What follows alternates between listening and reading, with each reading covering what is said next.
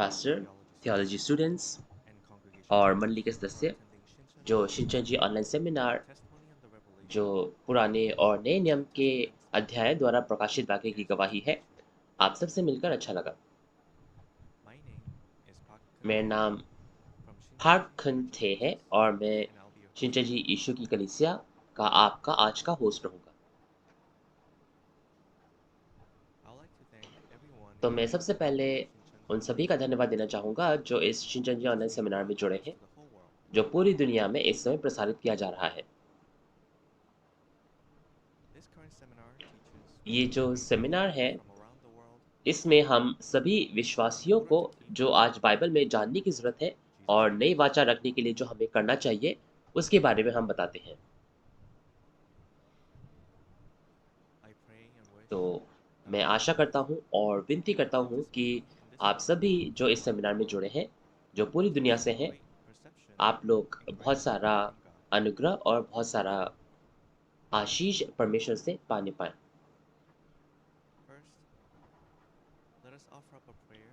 तो चलिए सबसे पहले धन्यवाद के साथ परमेश्वर को हम एक प्रार्थना सौंपें, जिन्होंने हमें ये जीवन का वचन दिया। हे परमेश्वर पिता, हम तेरा धन्यवाद करते हैं।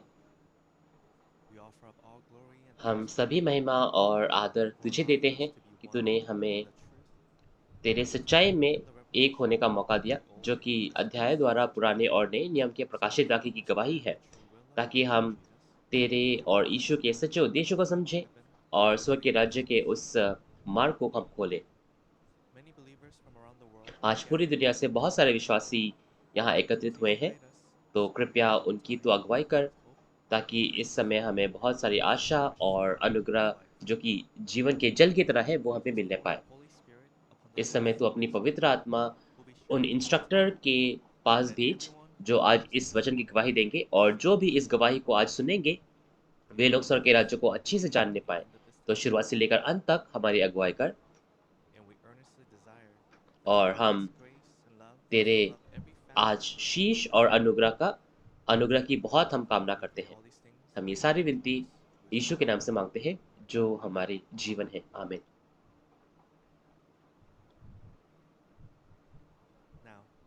तो आज अब वो समय आ गया है, जो कि जीवन के वचन सुनने का जो समय है, वो है। और आज का जो शीर्षक है, वो है मध्यवर्ती पाठ 16 यीशु द्वारा बनाया गया स्थान, सत्य की आत्मा, सलाहकार। आप यीशु के उन 2 मुख्य वादों को याद करते हैं, जो यीशु मसीह ने हमें अपने जाने से पहले दी थी। तो आज हम इन 2 वादों के बारे में सुनेंगे, जो यीशु मसीह ने हमसे की। तो मैं आशा करता हूँ आप लोग इसे अपने दिलों में गहराई से उतारने पाएँगे और हम सब उन वादों को रखने पाएँगे और आशीष पाने पाएँगे। तो चलिए अब हम अपने इंस्ट्रक्टर किम सन होंग का स्वागत करते हैं, जो आज हमें आंद्रे गोत्र से ये गवाही देंगे। सभी पास्टर्स, थियोलॉजी स्टूडेंट्स और मंडली के सदस्य जो पूरी दुनिया में हैं, जिनकी आशा स्वर्ग का राज्य और अनंत जीवन है, आप सबसे मिलकर अच्छा लगा।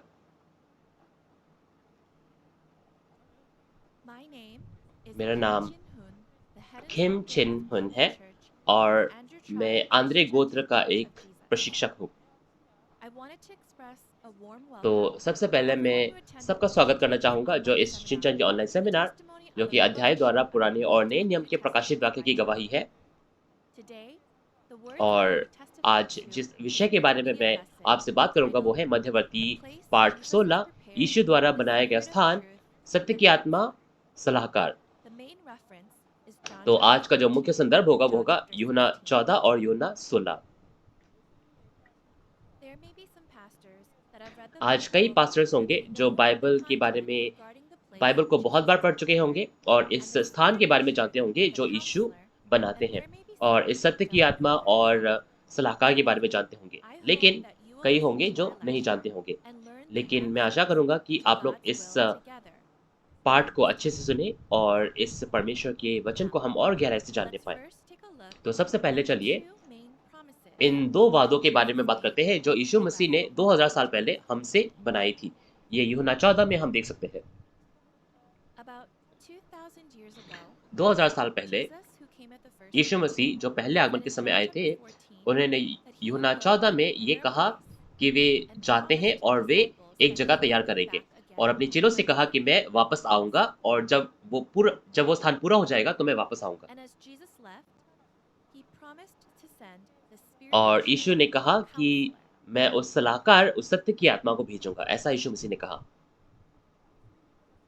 Because और Jesus क्योंकि left, यीशु मसीह चले he गए, said that he would send इसीलिए another यीशु मसीह ने counselor. कहा कि मैं एक और सहायक, है ना, एक और सलाहकार को This भेजूँगा, ऐसा कहा। is a prophecy ये that एक will be भविष्यवाणी fulfilled है 2,000 जो years 2000 later, साल बाद which पूरी is होंगी, जो today, आज के समय the के बारे में time है। of the आज second दूसरे coming. आगमन में पूरी होती है। The purpose of this तो prophecy ये is recorded, भविष्यवाणी as in आपको John chapter और हमें 14, पहले दी गई थी is ताकि that when the words ये of सब prophecy are भविष्यवाणी जब पूरी fulfilled, हो तो is हम to see विश्वास कर and सकें। believe what has been fulfilled.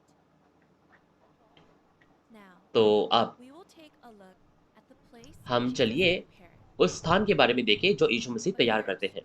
let's लेकिन read सबसे the पहले words चलिए of यूहन्ना John 14 उसका chapter 2 14, से verses 3 पढ़ते 2 हैं। and 3 together. मेरे पिता के घर में बहुत से रहने के स्थान हैं, और यदि न होते तो मैं तुमसे कह देता, क्योंकि मैं तुम्हारे लिए जगह तैयार करने जाता हूँ। और यदि मैं जाकर तुम्हारे लिए जगह तैयार करूँ, तो फिर आकर तुम्हें अपने यहाँ ले जाऊँगा, कि जहाँ मैं रहूँ वहाँ तुम भी रहो। The first जी हाँ, promise तो Jesus सबसे made पहला वादा जो was यीशु मसीह ने किया वो ये that था he कि was going to way prepare जाकर a एक place स्थान for तैयार his करेंगे। saints किन के to लिए? live. उन संतों के लिए, है ना? रहने के लिए। If तो अगर so, ऐसा है, who was तो this place really ये जगह prepared किसके for? लिए तैयार की जा रही थी? If आप you यूहन्ना look 14 at उसके John chapter 23 में देखो, 14, verse 20 तो through क्या कहा 23, गया? he उसमें went कहा to कि prepare a place for those who Yeshu keep the मसीह ने ये commands कहा of कि Jesus. That is, जो those मेरे who वचन को believe. मानेगा, है ना, उनके लिए ये जगह तैयार की जाएगी।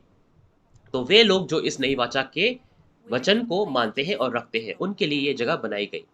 तो ये जगह कहाँ है जो It Yeshu says in Masih Matthew बनाने 26, गए? आप verse मत्ती 6 के 10, 10 में देख सकते हैं। Your will be क्या done लिखा on है? earth as तेरी it इच्छा is in जैसे heaven. स्वर्ग में होती है वैसे ही पृथ्वी पर भी हो। We will first take a look at what the place prepared that is fulfilled in तो heaven हम looks चलिए like. देखें इस स्थान को जो स्वर्ग में बनाया Let's जाता है। read the words of तो ये स्वर्ग में ये Revelation जो जगह है 21, इसके बारे में चलिए verses पढ़ते हैं। 1 to प्रकाशित 3 वाक्य 21 together. उसका 1 से 3 पढ़ते हैं। फिर मैंने नए आकाश और नई पृथ्वी को देखा, क्योंकि पहला आकाश और पहली पृथ्वी जाती रही थी और समुद्र भी नहीं रहा था। फिर मैंने पवित्र नगर नए यरूशलेम को स्वर्ग से परमेश्वर के पास से उतरते देखा, और वह उस दुल्हन के समान थी जो अपने दूल्हे के लिए श्रृंगार किए हुए हो। फिर मैंने सिंहासन के में से किसी को ऊंचे शब्द से ये कहते हुए सुना, देख, परमेश्वर का डेरा मनुष्यों के बीच में है, वह उनके साथ डेरा करेगा और वे उसके लोग होंगे, और परमेश्वर आप उनके साथ रहेगा और उनका परमेश्वर होगा।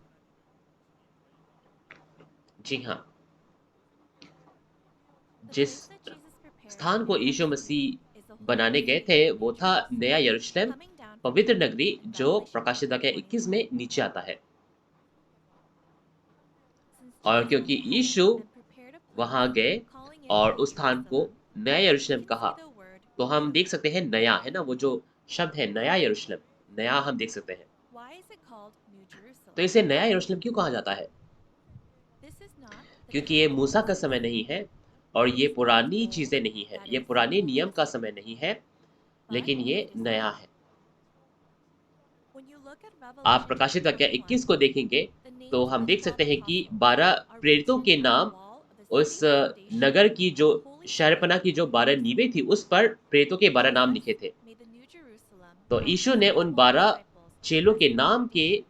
माध्यम से उस नए यरूशलेम की स्थापना की। Because the 12 disciples are और in क्योंकि ये spirit जो and 12 not in चेले हैं ये flesh, आत्मा में है ना, ये the New भौतिक शरीर नहीं Jerusalem है, that ये Jesus आत्मा में made है। is a इसीलिए spiritual ये जो organism, संगठन the यीशु kingdom of यीशु मसीह ने heaven बनाया, in a ये जो spiritual realm. राज्य है जो यीशु मसीह ने बनाया, वो क्या है? ये एक आत्मिक Then राज्य है। Jesus clearly promised और यीशु that मसीह he ने would कहा come again कि when that जब वो place जगह has been तैयार हो prepared. जाएगी तो वो वापस आएंगे। Then where will तो he Yeshu go Masih to? कहाँ आएंगे? In Matthew chapter आप 6 मत्ती 6 verse के 3, 10 में देखिए तो क्या लिखा है? उसमें it लिखा says, है "As कि it तेरी will be इच्छा done जैसे on स्वर्ग earth में as पूरी it is होती in है heaven." वैसे ही पृथ्वी पर भी हो। Then तो that वो place जगह where जहाँ that वो सारी prophecy is भविष्यवाणियां fulfilled पूरी will होंगी, become the reality वो of where पूर्ति का the जगह prepared होगा, place will come जहाँ down वो to, right? पवित्र नगरी नया यरूशलेम नीचे आने पाएगा। तो इसे समझने के लिए हमने प्रकाशित वाक्य 21 1 से 3 पढ़ा, है ना? हमने देखा कि जो पवित्र नगरी नया यरूशलेम है, ये परमेश्वर से निकलकर लोगों के साथ आ जाता है ना? वो नीचे उतरता है और परमेश्वर लोगों के साथ रहेंगे। और जिस स्थान पर ये पवित्र नगरी नया यरूशलेम नीचे आता है, वो है नया आकाश और नई पृथ्वी, जैसे कि प्रकाशित वाक्य 21 के 1 में लिखा है। और ये जो नया आकाश और नई पृथ्वी है, ये शिनचंजी के 12 गोत्र हैं, जो प्रकाशित वाक्य के सभी वायदे और मुख्य रूप से प्रकाशित वाक्य 7 के वायदों के हिसाब से बनाए गए हैं। ये शिनचंजी 12 गोत्रों के लोग हैं, जो उन गेहूं को काटकर बनाए गए हैं। और प्रकाशित वाक्य 6 में आप देख सकते हैं, पहले आकाश और पहली पृथ्वी के बीच जाने के बाद इस नए आकाश और नई पृथ्वी 12 गोत्रों को बनाया जाता है। दूसरे आगमन के समय जो 12 गोत्र हैं, वे पृथ्वी पर बनाए जाते हैं और परमेश्वर और स्वर्ग का राजा उन पर उतरता है। ये नया आकाश और नई पृथ्वी, शिनचंजी के 12 गोत्र, ये वो जगह बन जाता है जहां यीशु ने बनाया जो जगह है, वो नीचे आकर उसके साथ एक हो जाता है। इसीलिए कहा गया है कि इस जगह को एक थप्पे की तरह, एक मुहर की तरह बनाई गई है। जैसे स्वर्ग में है, बिल्कुल उसी प्रकार पृथ्वी पर बनाई गई है। जो आध्यात्मिक क्षेत्र में स्वर्ग का राजा है, पवित्र नगरी नया यरूशलेम, ये नीचे आकर इस 12 गोत्रों के साथ एक हो जाता है। तो 12 गोत्रों में एक होना यानी कि स्वर्ग के राज्य में प्रवेश करना, है ना? जी हाँ। तो मैं आशा करता हूँ कि आप लोग इन स्वर्ग के राज्य के 12 गोत्रों को जानने पाएंगे और वे लोग बनने पाएंगे जो स्वर्ग के राज्य को आज पूरा कर सके। और जैसे कि प्रकाशित वाक्य 7 में हम 12 गोत्रों को देख सकते हैं, ये वे लोग हैं जो मुहरित 1,44,000 है और परमेश्वर और यीशु का नाम उनके माथे पर लिखा है, जैसे कि प्रकाशित वाक्य 14 में देखा जा सकता है। और उन्हें उन्हें कटनी के समय पर उन्हें काटा गया है और उन्हें प्रथम फल कहा गया है। तो वे सभी लोग कहाँ एकत्रित होते हैं? वे सभी लोग प्रकाशित वाक्य 14 में आप देख सकते हैं कि सिय्योन पर्वत पर एकत्रित होते हैं।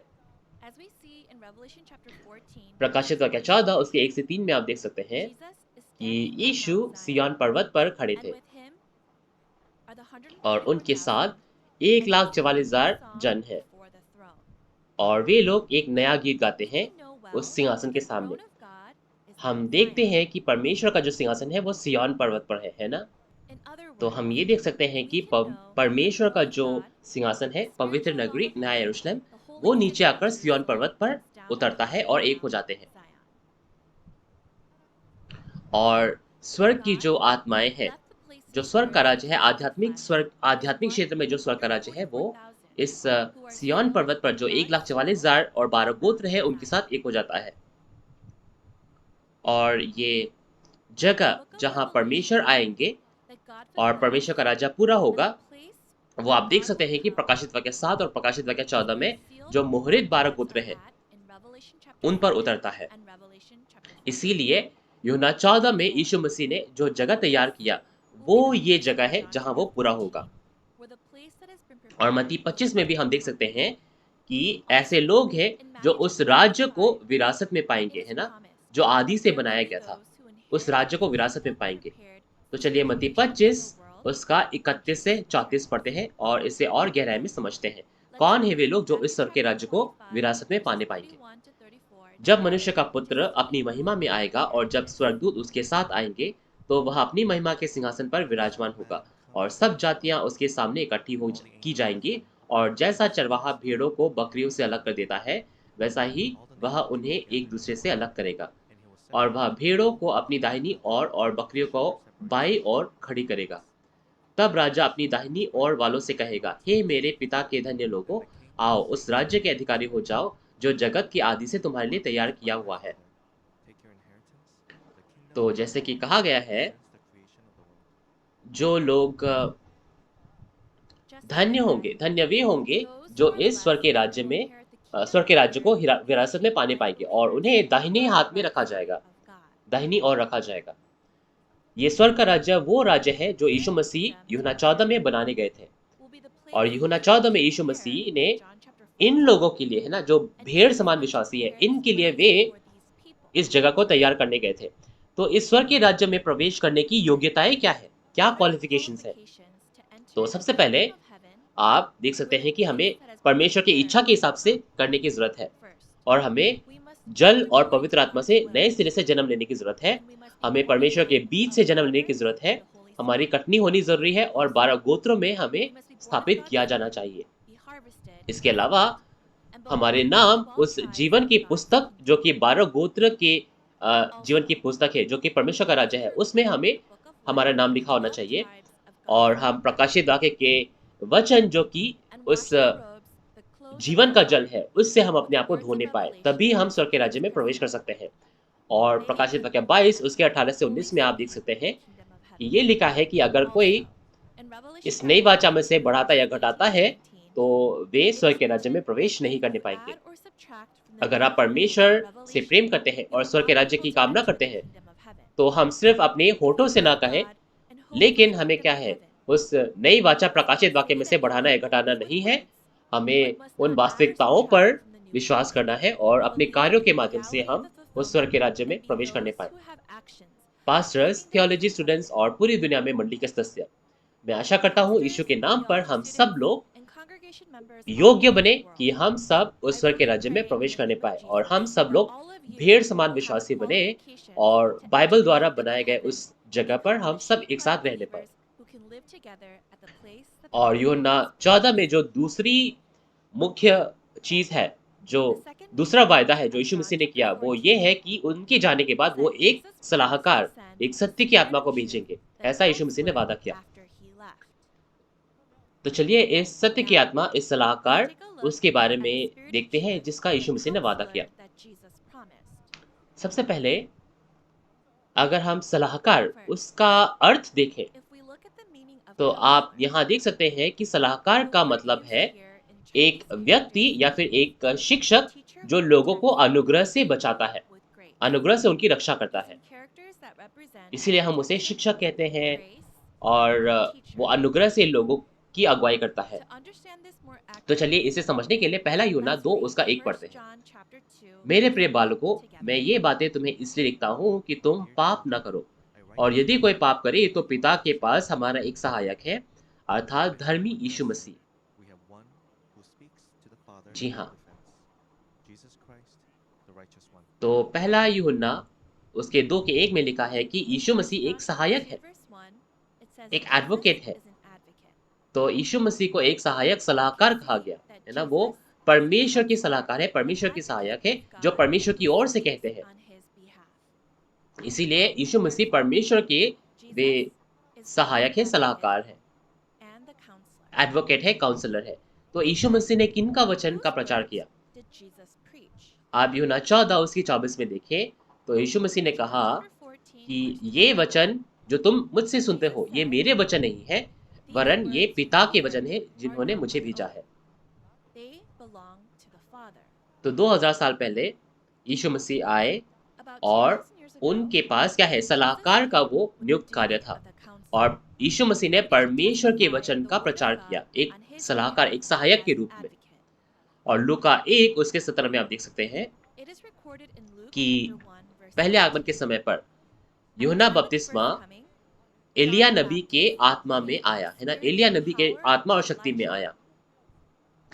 एलिया नबी की जो आत्मा थी वो यूहन्ना बपतिस्मा के अंदर आई और एलिया नबी का कार्य किया। तो बिल्कुल यूहन्ना बपतिस्मा जैसे एलिया नबी के उस शक्ति में और आत्मा में आया था, उसी प्रकार यीशु मसीह भी किसकी आत्मा और शक्ति में आए? जी हाँ, वे परमेश्वर के नाम से आए थे। तो इसे समझने के लिए आप अगर यूहन्ना 5 उसके 43 में देखो, तो ये लिखा है कि यीशु मसीह परमेश्वर के नाम से आए थे। तो यीशु मसीह क्योंकि परमेश्वर के नाम से आए थे, इसका मतलब ये है कि यीशु मसीह को परमेश्वर ने भेजा था, वे परमेश्वर की ओर से आए थे, और उनका कार्य था कि वे परमेश्वर के वचनों को प्रचार करें। जी हाँ, तो पहले आगमन के समय पर यीशु मसीह परमेश्वर के सहायक थे, परमेश्वर के सलाहकार थे, जो परमेश्वर की ओर से बोलते थे। जैसे कि एक एडवोकेट किसी और की तरफ से बोलता है, उसी प्रकार यीशु मसीह परमेश्वर की ओर से बोलते थे।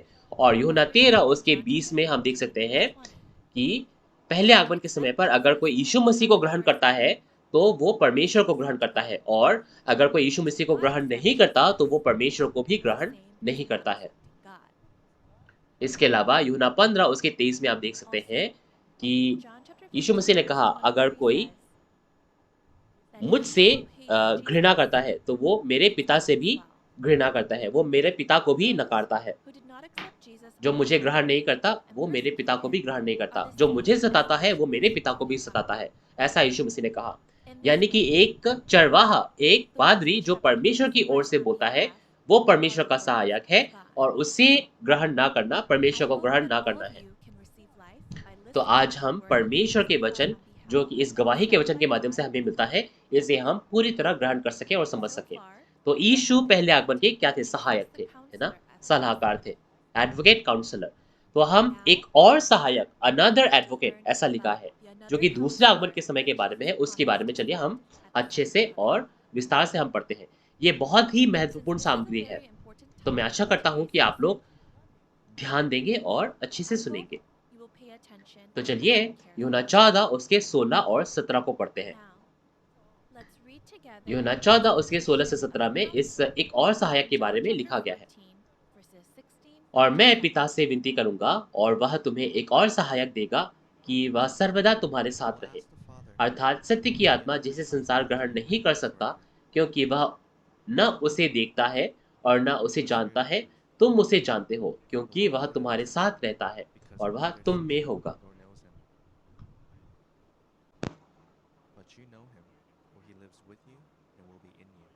तो यूहन्ना 14 उसके 16 में आपने देखा, यीशु मसीह ने एक और सहायक भेजने का वादा किया, है ना? लेकिन एक और सहायक, ऐसा क्यों कहा? यीशु मसीह ने केवल सहायक क्यों नहीं कहा? एक और सहायक, ऐसा क्यों कहा? वो इसलिए है क्योंकि यीशु मसीह पहले आगमन के सहायक थे जो चले गए, है ना? इसीलिए यीशु मसीह ने एक और सहायक, अपने अलावा एक और सहायक को भेजने का वादा किया। और 17 में भी आप देख सकते हैं, यीशु मसीह ने कहा कि वो सत्य की आत्मा है। तो सत्य की आत्मा क्यों? क्योंकि परमेश्वर का वचन सत्य है। इसीलिए हम जान सकते हैं कि ये उस आत्मा के बारे में बात करता है जो सच्चाई लेके आएगा। लेकिन ऐसा नहीं है कि एक आत्मा जिसे आप नहीं देख सकते हैं, है ना, वो लोगों को सिखाएगा, ऐसा नहीं है। यूहन्ना 14 उसके 17 में आप देख सकते हैं कि ये जो सत्य की आत्मा है, वो तुम में होगा और वो तुम्हारे साथ होगा, यानी कि ये एक व्यक्ति के अंदर होगा। इसीलिए आज हम देख सकते हैं कि एक आत्मा जो अदृश्य है, वो लोगों को नहीं सिखाता है, लेकिन ये जो यीशु की जो सत्य की आत्मा है ना? ये एक व्यक्ति के अंदर होगा, और वो क्या है? वचन की गवाही देगा, सत्य की गवाही देगा। तो जो सच्चाई की गवाही देता है, जो सहायक है, वो हम देख सकते हैं कि एक सहायक है जो आत्मा में है, और एक सहायक है जो भौतिक रूप में है। तो जो सहायक भौतिक रूप में है, वो क्या है? इस पृथ्वी पर गवाही देता है। और ये जो आत्मा में सहायक है, ये क्या है? ये सच्चाई की गवाही देता है। और ये जो आत्मा में सहायक है, ये जो भौतिक रूप में सहायक है, उनके साथ एक होकर इस सच्चाई की गवाही जो है, पूरी दुनिया को और परमेश्वर के जो सेवक हैं, उनको देता है, और जो यीशु मसीह की कलीसियाएँ हैं, उनको देता है। ये बिल्कुल एक पानी की तरह है, जो एक अगर बोतल में डालो तो वो पानी की बोतल बन जाएगी, और अगर दाखरस एक बोतल में डालो तो वो दाखरस की बोतल बन जाएगी। उसी प्रकार एक व्यक्ति अगर उस सत्य की आत्मा के साथ एक होता है, तो वो सहायक बन जाता है। तो हम देख सकते हैं कि पुराने नियम की जो भविष्यवाणियां हैं, वो यीशु मसीह के द्वारा पूरी हुई, है ना? उसी प्रकार दूसरे आगमन में ये जो सत्य की आत्मा है, ये उस वाच्य के पादरे के अंदर जाता है, और जो प्रकाशित वाक्य की भविष्यवाणी और पूर्ति है, उनकी गवाही देता है। तो सभी पादरी, सभी थियोलॉजी स्टूडेंट्स और पूरे दुनिया के जो सदस्य हैं, Pastors, अगर theologians, आप and इन वचनों को congregation सुनते members हैं, all over तो the world, आपको क्या लगता है कि when ये you hear वचन these कब पूरे words, होंगे? when will these words और be मेरा इससे fulfilled? क्या लेना-देना? मेरा इससे What क्या does this ताल्लुक have to है ना? do क्या with आप me? आपको इसके बारे में सोचने की ज़रूरत नहीं? Shouldn't we think जैसे about कि me as परमेश्वर ने कहा witness? कि यीशु मसीह एक सहायक थे, Just as God जो said that Jesus परमेश्वर was की a ओर से बोलते counselor, थे, है ना? उसी प्रकार आज one who Yeshu Masih testifies एक on my सहायक को behalf, भेजते the हैं, advocate, जो उस सत्य and की the आत्मा के साथ shepherd who एक Jesus होकर sent to सच्चाई की bring गवाही me to देते be हैं। one with, way is the शरीर one में that सहायक हैं, testifies on behalf. जो नए He नियम is के क्या है? God वाचा in के the पात्री flesh, हैं। the promised shepherd of the New तो Testament. ये सहायक कौन है जिसे हमें Then, जानने की ज़रूरत है, जिससे हमें who is मिलने the की ज़रूरत है? advocate we must find? तो आज का जो सामग्री है, Among the ये things we हमें learn अच्छे से today, जानने की ज़रूरत है। this content is ये जो one. युग है जिसमें हम रहते हैं, In this era परमेश्वर, that we are Yeshu living in, और वो God, सहायक Jesus, जो is आज the one who testifies on behalf, the यीशु के नाम advocate. से आते हैं, He is a way messenger हम who comes यूहन्ना in 14 Jesus' उसके name, 26 में देख promised सकते in हैं। John chapter वे 14, यीशु के नाम verse से हमें 46 गवाही देते हैं। today. तो चलिए यूहन्ना 14 उसका 26 पढ़ते हैं और हम To उसको गहराई understand से this, जानें। let's read John chapter 14, परंतु verse सहायक 26 अर्थात to पवित्र 50. आत्मा जिसे पिता मेरे नाम से भेजेगा, वह तुम्हें सब बातें सिखाएगा और जो कुछ मैंने तुमसे कहा है वह सब तुम्हें स्मरण कराएगा। तो जैसे कि यीशु मसीह परमेश्वर के नाम पर, पिता Just के as नाम पर आए, Jesus है ना? came in the उसी name of प्रकार the यूहन्ना Father, 14 उसके 26 में लिखा है कि एक और another सहायक जो है वो counselor in यीशु John के नाम chapter पर आएंगे 14, verse और 26, वो यीशु के सभी speaks बातों of का the स्मरण Spirit of कराएंगे। Jesus to teach all things and remind all तो things Jesus said. ये जो एक और सहायक है, ये यीशु के नाम The से आएगा, fact है ना? यानी that कि ये another यीशु द्वारा counselor भेजा came in जाएगा। the name of Jesus यानी means कि that he was sent from Jesus. ये किस तरह का कार्य है जो Then, एक और सहायक what जो is a यीशु के word नाम से of आया था वो testimony करेंगे। that the another counselor who was तो sent in the इसे name of समझने के Jesus लिए do? चलिए यूहन्ना 16 उसका 13 से 15 को देखते हैं। To understand this, we first saw in John chapter 16, verse यूहन्ना 7, 16 उसके 13 से 15 में लिखा है कि ये जो the सहायक है, counselor ये क्या will है? lead हमें us into सभी all बातें truth. स्मरण कराएगा और वो अपनी Secondly, ओर से नहीं कहेगा, he will लेकिन speak उन्हीं of बातों के बारे में गवाही देगा जो वो he will सुनेगा speak, और वो hear, आने वाली चीज़ों के and बारे said में that भी he हमें will बतलाएगा, teach जो us यीशु की things ओर to से come उसे दी गई है। with the things that belongs to Jesus. यानी कि ये जो एक और सहायक है, जो यीशु के नाम से आता है, Therefore, ये यीशु नहीं the है, another counselor came in the name of लेकिन Jesus. इनके पास एक He is नियुक्त not कार्य है, एक Jesus, ड्यूटी है कि वे but with उन the सभी things चीज़ों की गवाही testifying दें the जो words of यीशु Jesus. मसीह के द्वारा उसे दी He गई is थी। the shepherd, the तो advocate who ये जब एक testifies और on सहायक behalf आएंगे, तो also. वो सभी When the बाइबल another के counselor भविष्यवाणियों के comes, पूर्ति का समय होगा। it is तो the क्या end आप times where the इच्छुक नहीं है? prophecies of the क्या Bible आप में जिज्ञासा नहीं है कि आप जानना are चाहें कि उस समय curious क्या what होगा? will take place at आप that यूहन्ना time. 16 उसके 25 में To देखिए क्या लिखा understand है। this, if you look at John उसमें chapter लिखा है 16, कि verse 25, जब we एक और see सहायक आएंगे, when the जब another वो counselor दृष्टांत comes, रूपी he या will फिर not दृष्टांतों speak में बातें नहीं anything करेंगे, or लेकिन in वे सरल parables, भाषा में बातें but करेंगे। will speak plainly जब about आज the fulfillment. प्रकाशित वाक्य का वचन पूरा होता है, Today, तो when the book Yeshu of Masih Revelation और is परमेश्वर closed, के जो वायदे the हैं, another counselor will उनके testify to the पूर्ति fulfillment के of बारे में God वो and गवाही Jesus देते हैं promised. और सरल भाषा में When he हमें बताते हैं। testifies on तो मैं behalf, आशा करता हूँ कि आज we हम know इस that we can all become सहायक की true सुने believers जिसे यीशु मसीह ने who भेजा है listen और and उन keep सभी the बातों को words हम of the जाने जो यीशु counselor मसीह के द्वारा that हमें Jesus दी गई है। has promised. तो चलिए प्रकाशित वाक्य में ये जो एक और सहायक Now, है, let's take a closer इसके look बारे में हम at the देखें। another इसे हम क्या counselor कहते हैं? promised नया in the book यूहन्ना, of है ना, जो Revelation यीशु मसीह in की the ओर से New गवाही देते हैं। Testament. That is New John, the one who तो नया testifies on यूहन्ना behalf of Jesus. ये एक व्यक्ति के बारे में है जो The name यूहन्ना New के John उस refers स्थिति to में, the है ना, shepherd promised यूहन्ना to come के in the उस position of John at a, the time of Revelation यूहन्ना के उस 20. पोजीशन में आते हैं। तो चलिए इसके लिए हम प्रकाशित वाक्य To 1 उसका 1 understand से 2 this, पढ़ें। let's read Revelation Yeshu chapter मसीह का 1, प्रकाशित verses वाक्य 1 जो उसे and 2 परमेश्वर ने इसलिए together. दिया कि अपने दासों को वे बातें जिनका शीघ्र होना अवश्य है दिखाए, और उसे उसने अपने स्वर्गदूत को भेजकर उसके द्वारा अपने दास यूहन्ना को बताया, जिसने परमेश्वर के वचन और यीशु मसीह की गवाही अर्थात जो कुछ उसने देखा था उसकी गवाही दी। जी हाँ, आपने प्रकाशित वाक्य 1 के 1 में देखा कि परमेश्वर As को we saw in Revelation chapter 1, verse 1, अपने सेवकों को ये in order बताने for के लिए कि God जिनका to शीघ्र show होना the आवश्य है, servants what ये must soon take कैसे place, दिखाया।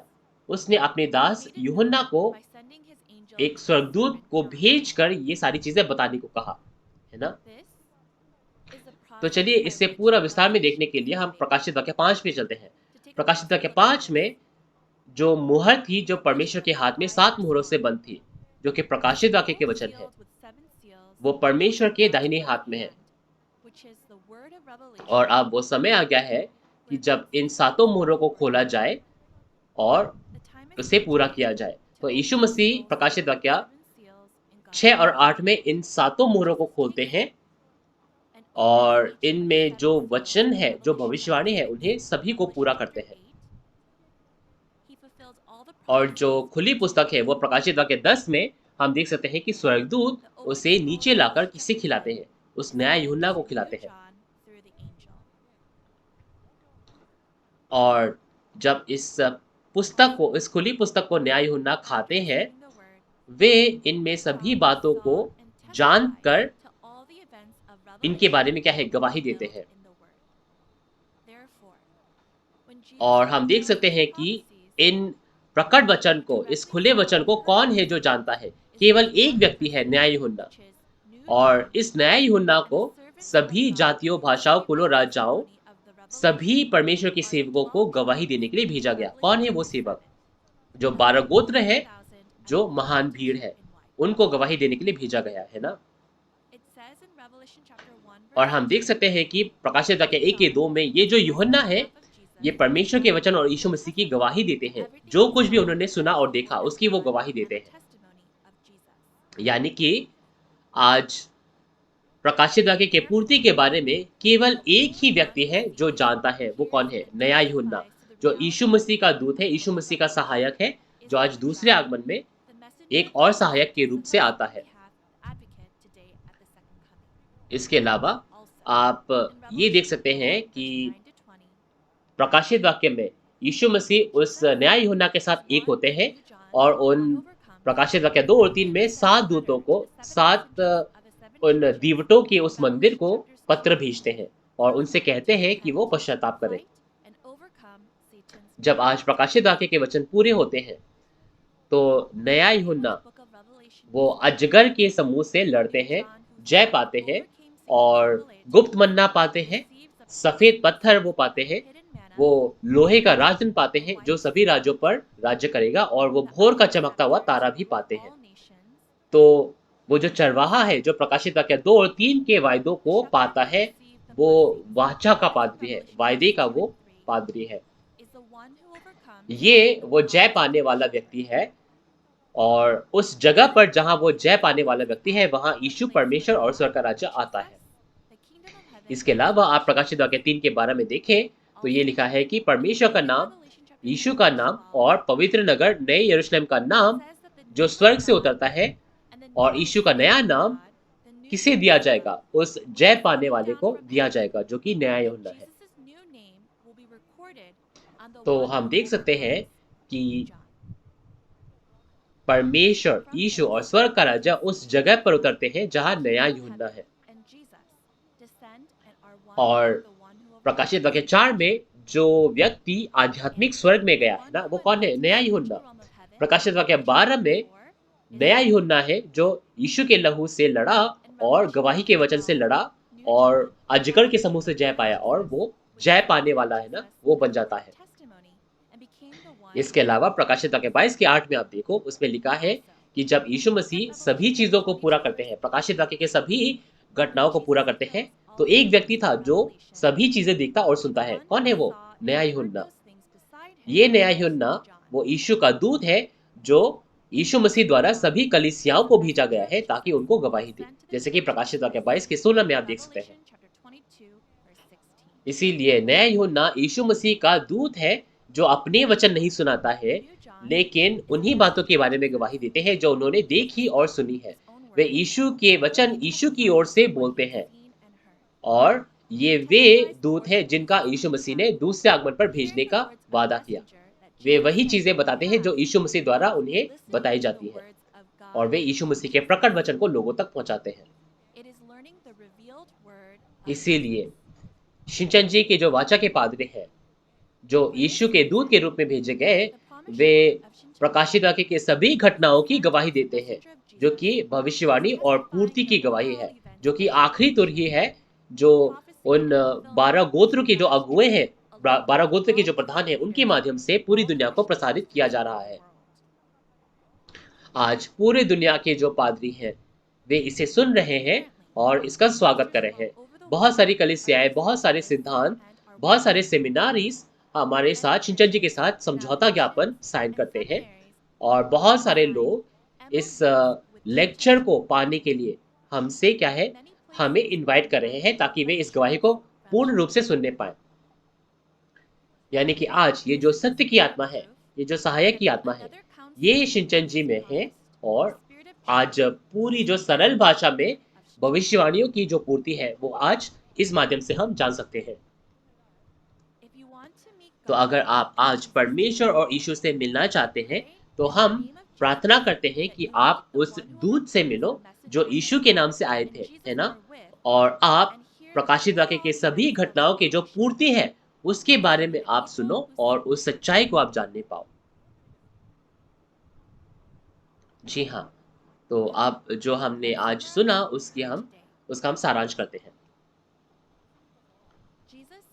यीशु मसीह ने कहा कि वे अभी तो जा रहे हैं कि वो एक जगह तैयार करेंगे, जो उन सभी लोगों के लिए होगा जो यीशु मसीह के वचन को मानेंगे। वो जगह क्या है? वो जगह आप देख सकते हैं प्रकाशित वाक्य 21 में पवित्र नगरी नया यरूशलेम है और उस पवित्र नगरी नया यरूशलेम की जो नींवें हैं, वो उन 12 प्रेरितों के बल पर बनाई गई है।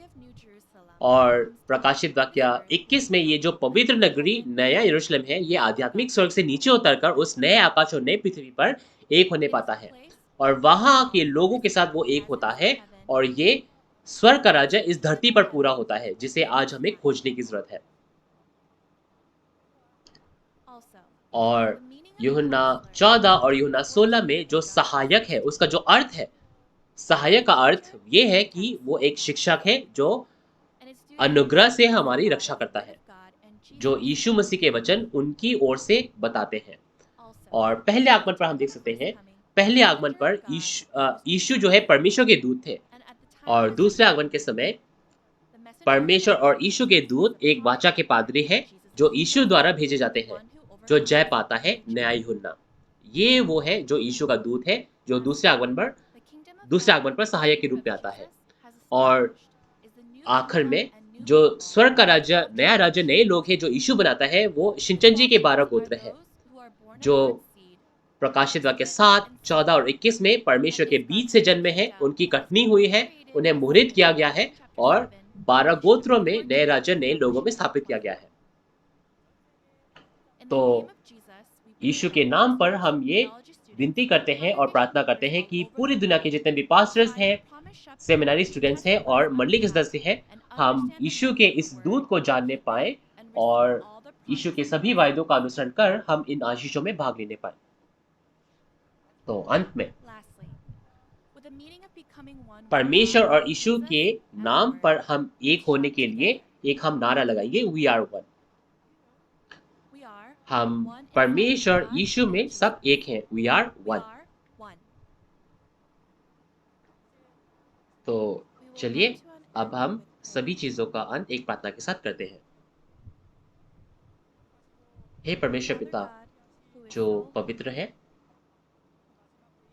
हम तेरा धन्यवाद करते हैं कि तूने आज हमें वो वाचा का पादरी भेजा जो बाइबल के वायदों के हिसाब से पूरा होता है और आज अंत के समय पर तेरे सभी भविष्यवाणियां बाइबल के हिसाब से पूरी होती है। हम जो तुझ से अलग हो गए थे, अपने पापों के वजह से तुझसे दूर हो गए थे, लेकिन आज तेरे यीशु के लहू और तेरे वचनों के माध्यम से, उस वाचा के पादरी के माध्यम से हम दोबारा तेरे साथ एक होने पाते हैं।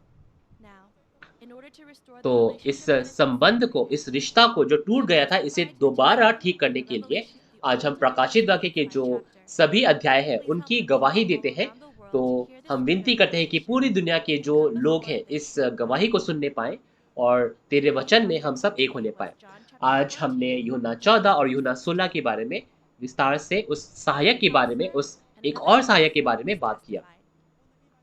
तो We हम pray that विनती all करते the हैं कि जितने भी pastors, पास्टर्स हैं, theology थियोलॉजी स्टूडेंट्स students, हैं और and मंडली के सदस्य congregation हैं, members जो इस वचन को सुनते all हैं, over the world who heard this उन word पर today would बहुत listen सारा and receive अनुग्रह the आए revelation of और truth उन्हें and become इस one वचन के माध्यम with से the बहुत word आशीष of मिले और हम truth. सब तेरे वचन में, सच्चाई में एक होने पाएँ। Through तो the seminars इस that will सेमिनार के continue माध्यम even से after this time, जो we pray that you would अब help the जारी whole world रहेगा, to perceive and हम विनती understand करते हैं and कि let पूरी दुनिया everyone के become लोग the true children सच्चाई of में God. तेरे संतान बनने पाएँ। We give thanks हम and pray all धन्यवाद of और this प्रार्थना in के the name साथ of ये Jesus, सारी who विनती is our यीशु Savior मसीह के and नाम से redeemed मांगते us हैं, for our जिन्होंने sins. हमें पाप से मुक्त किया।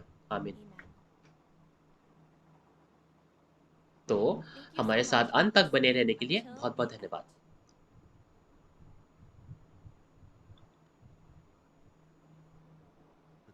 तो जीवन का पेड़ और भले और बुरे के ज्ञान का पेड़, ये बाइबल में प्रकट होते हैं, है ना? लेकिन आज तक भी कोई भी इन दो तरह के पेड़ों के बारे में पूरी स्पष्ट रूप से क्या है, गवाही नहीं दे पाता। आप उत्पत्ति 3 के 22 में देखें तो ये लिखा है कि अगर कोई जीवन के पेड़ में से खाए तो वो अनंत जीवन पाएगा। लेकिन उत्पत्ति 2 के 17 में लिखा है कि अगर कोई भलाई और बुराई के पेड़, ज्ञान के पेड़ से खाए तो वो अवश्य मर जाएगा। तो क्या ये ज़रूरी नहीं है कि हम इस विषय के बारे में अच्छे से जानें, क्योंकि इस पर जीवन या मृत्यु ये निर्भर करता है।